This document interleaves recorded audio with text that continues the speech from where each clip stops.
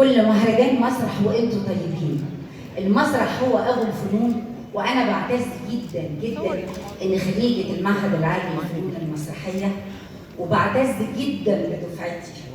والنهارده انا جايه اقدم زميل الدفعه واللي شاركني كمان في اخر اعمالي المسرحيه في مسرحيه بهلول في اسطنبول مع النجم الكبير سمير غانم.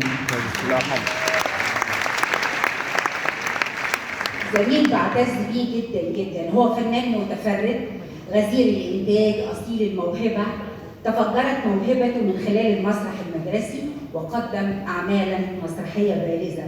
هو الجوكر الذي لا تستعصى عليه شخصيه، وهو المبدع الذي ملك القلوب على مهل واتقان. انه الفنان القدير محمد محمود.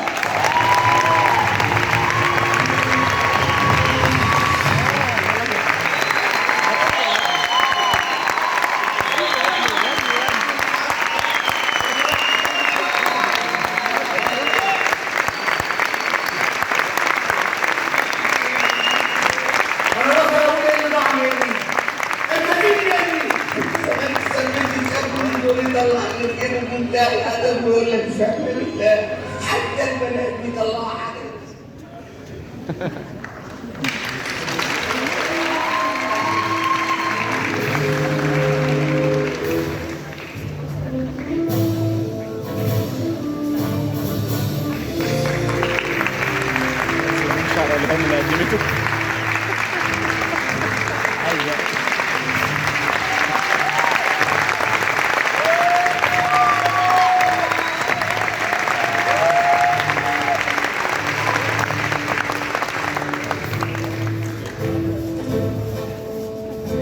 أشكركم جميعا.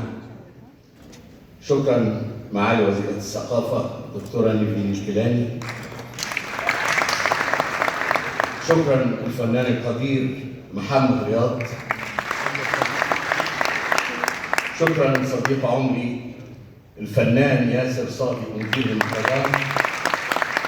شكرا لكل أعضاء اللجنة العليا للمهرجان اللي رشحوني للتكريم السنة دي. شكرا لأساتذتي الموجودين والراحلين في المعهد العالي للفنون المسرحية.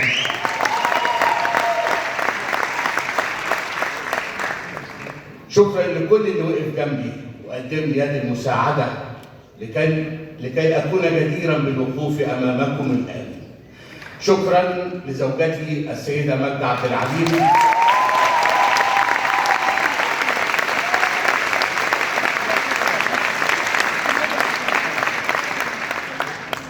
شكرا لاولادي محمود وكريم والنهاد اللي بقوا اعلام كلهم في تخصصي. شكرا لكل اللي وقف جنبي. شكرا لله عز وجل اللي خلاني اشوف لحظه التكريم دي دلوقتي واكون بينكم الان. شكرا.